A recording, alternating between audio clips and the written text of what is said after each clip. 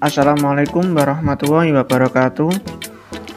Untuk melanjutkan materi mata kuliah evaluasi program pendidikan, kami dari kelompok 4 akan menjelaskan atau memaparkan materi yang berjudul tentang program sertifikasi guru. Sebelumnya, perkenalkan dahulu kami dari kelas Manajemen Pendidikan Islam 3A, bagian kelompok 4 yang beranggotakan 6 orang, yaitu 1. Lintang Ayu Putri CP, 2. Farah Istighfar Arindio Putro, 3. Muhammad Lutfi An-Naufal, 4. Noviana Nur Khalifah, 5. Mar'atun Nihayati, 6. Aprilia Rizky Ani Putri. Selanjutnya saya akan menjelaskan tentang konsep dasar program sertifikasi guru. Sertifikasi adalah proses pemberian sertifikat pendidik untuk guru dan dosen, atau bukti formal sebagai pengakuan yang diberikan kepada guru dan dosen sebagai tenaga profesional. Sertifikasi guru merupakan amanat Undang-Undang Republik Indonesia Nomor 20 Tahun 2003 tentang Sisdiknas.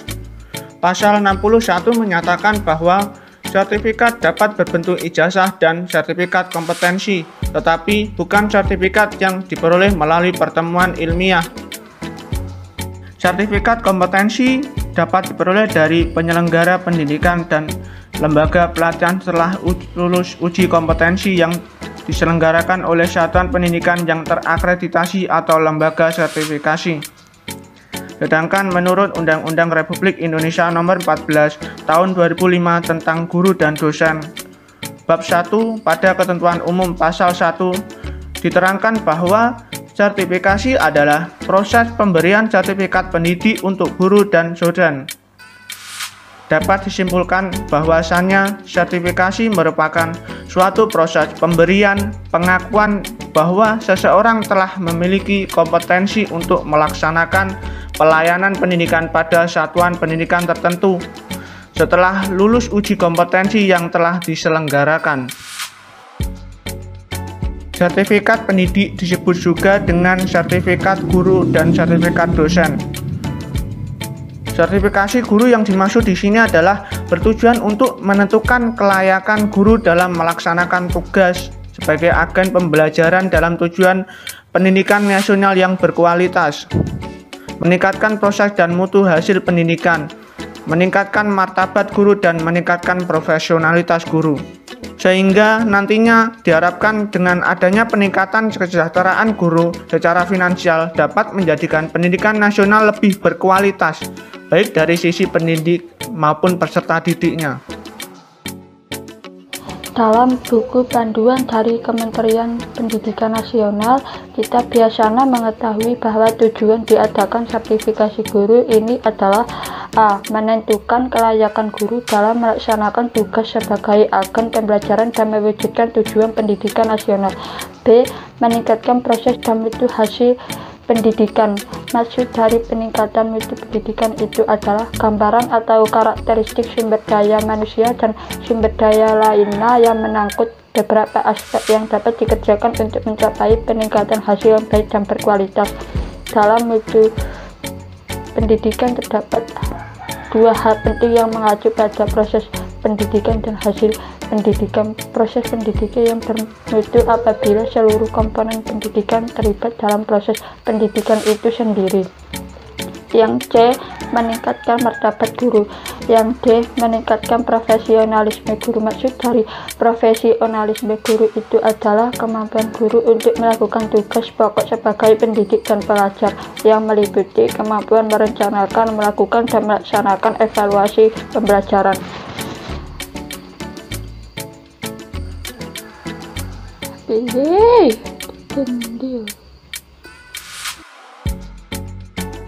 Manfaat sertifikasi guru adalah A. Melindungi profesi guru dari praktik-praktik yang tidak kompeten yang dapat merusak citra profesi guru. Yang B. Melindungi masyarakat dari praktik-praktik pendidikan yang tidak profesional dan tidak berkualitas. Yang C. Meningkatkan kesejahteraan guru. Dengan adanya peningkatan kesejahteraan guru dapat menjadikan pendidikan nasional lebih berkualitas baik dari sisi pendidik maupun peserta didik. Manfaat dari diadakan program sertifikasi guru dalam jabatan. Pengawasan mutu. 1. Lembaga sertifikasi yang telah mengidentifikasi dan menentukan seperangkat kompetensi yang bersifat unik. 2. Untuk setiap jenis profesi dapat mengarahkan para profesi untuk mengembangkan tingkat kompetensinya secara berkelanjutan.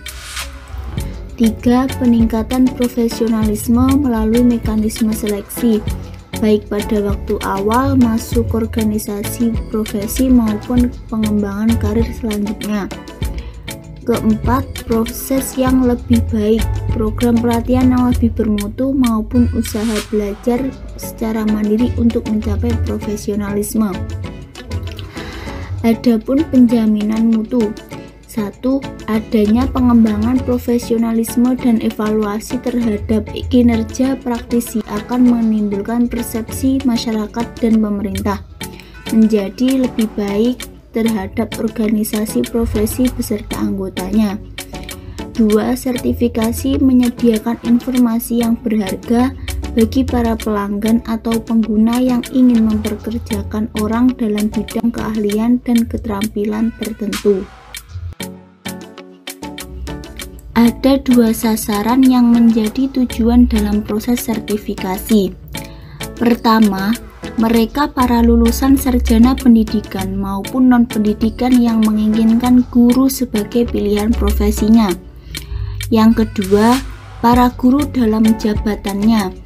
Bagi para lulusan sarjana pendidikan maupun non-kependidikan yang menginginkan guru sebagai pilihan profesinya, sebelum mengikuti proses sertifikasi, mereka harus terlebih dahulu mengikuti tes awal dan kemudian menempuh pendidikan profesi baru mengikuti proses sertifikasi. Lembaga penyelenggara sertifikasi. Lembaga penyelenggara sertifikasi telah diatur oleh Undang-Undang Nomor 14 Tahun 2005, Pasal 11 Ayat 2, yaitu perguruan tinggi yang memiliki program pengadaan tenaga kependidikan yang terakreditasi dan ditetapkan oleh pemerintah. Maksudnya di sini penyelenggara dilakukan oleh perguruan tinggi yang memiliki fakultas keguruan seperti FKIP dan Fakultas Tarbiyah UIN, IAIN, STAIN, dan STAIS yang telah terakreditasi oleh Badan Akreditasi Nasional Perguruan Tinggi, Departemen Pendidikan Nasional Republik Indonesia, dan ditetapkan oleh pemerintah. Dengan demikian, jelaslah bahwa kualifikasi kesejanaan calon guru atau guru dapat berasal dari S1 ataupun D4 kependidikan yang dihasilkan oleh lembaga-lembaga pengadaan tenaga kependidikan seperti IKIP, FKIP, dan STIKIP untuk jenjang pendidikan tinggi umum serta Tarbiyah Institut Agama Islam atau Sekolah Tinggi Agama Islam pada jenjang pendidikan tinggi agama. Sedangkan pelaksanaan sertifikasi diatur oleh penyelenggara, yaitu kerjasama antara Dinas Pendidikan Nasional Daerah atau Departemen Agama Provinsi dengan perguruan tinggi yang ditunjuk. Kemudian, pendanaan sertifikasi ditanggung oleh pemerintah dan pemerintah daerah sebagaimana Undang-Undang Nomor 14 Tahun 2005, Pasal 13 Ayat 1, pemerintah dan pemerintah daerah wajib menyediakan anggaran untuk peningkatan kualifikasi akademik dan sertifikasi pendidik bagi guru dalam jabatan yang diangkat oleh satuan pendidikan yang diselenggarakan oleh pemerintah, pemerintah daerah, dan masyarakat. Dasar hukum sertifikasi guru. 1. Undang-Undang Nomor 20 Tahun 2003 tentang Sistem Pendidikan Nasional. 2. Undang-Undang Nomor 14 Tahun 2005 tentang Guru dan Dosen. 3. Peraturan Pemerintah Nomor 19 Tahun 2005 tentang Standar Nasional Pendidikan. 4. Peraturan Pemerintah Nomor 74 Tahun 2008 tentang Guru Pedoman Penetapan Peserta Sertifikasi Guru 2010. 5. Peraturan Menteri Pendidikan Nasional Nomor 16 Tahun 2007 tentang standar kualifikasi dan kompetensi guru. Nomor 6. Peraturan Menteri Pendidikan dan Kebudayaan Nomor 5 Tahun 2012 tentang sertifikasi guru dalam jabatan. Nomor 7. Keputusan Mendiknas Nomor 76/P/2011 tentang pembentukan konsorsium sertifikasi guru. Nomor 8. Keputusan Mendiknas Nomor 75/P/2011 tentang penetapan perguruan tinggi penyelenggara sertifikasi guru dalam jabatan. Alur sertifikasi guru. Sesuai dengan Peraturan Menteri Pendidikan dan Kebudayaan Nomor 5 Tahun 2012, guru dalam jabatan yang telah memenuhi persyaratan dapat mengikuti sertifikasi melalui 1. Pemberian sertifikat pendidik secara langsung atau biasa disebut dengan pola PSPL, di mana sertifikasi guru pola PSPL didahului dengan verifikasi dokumen. Yang kedua adalah penilaian portofolio atau biasa disebut dengan pola PF. Sertifikasi guru pola PF dilakukan melalui penilaian dan verifikasi terhadap kumpulan berkas yang mencerminkan kompetensi guru. Kompetensi penilaian portofolio mencakup kualifikasi akademik, pendidikan dan pelatihan, pengalaman mengajar, perencanaan dan pelaksanaan pembelajaran, penilaian dari atasan dan pengawas, prestasi akademik, karya pengembangan profesi, keikutsertaan dalam forum ilmiah, pengalaman organisasi di bidang kependidikan dan sosial, dan penghargaan yang relevan dengan bidang pendidikan. Yang ketiga adalah pendidikan dan latihan profesi guru atau biasa disebut dengan PLPG. Pendidikan dan pelatihan profesi guru merupakan pola sertifikasi dalam bentuk pelatihan yang diselenggarakan oleh Rayon LPTK untuk memfasilitasi terpenuhinya standar kompetensi guru peserta sertifikasi.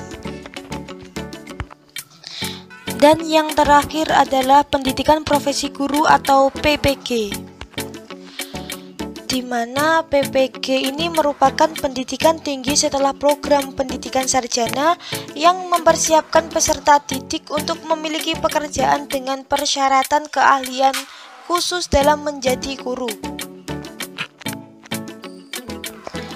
Pendidikan profesi guru harus ditempuh selama 1-2 tahun setelah seorang calon lulus dari program sarjana kependidikan maupun non-sarjana kependidikan.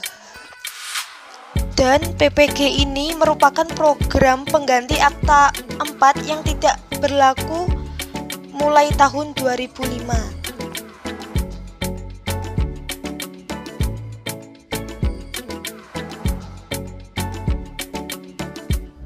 Penilaian sertifikasi. Pertama, tes tulis. Tes tertulis digunakan untuk mengungkapkan pemenuhan tuntutan standar minimal yang harus dikuasai guru dalam kompetensi pedagogik dan kompetensi profesional. Kemudian tes kinerja. Tes kinerja menurut para ahli adalah jenis tes yang paling baik untuk mengukur kinerja seseorang dalam melaksanakan suatu tugas atau profesi tertentu.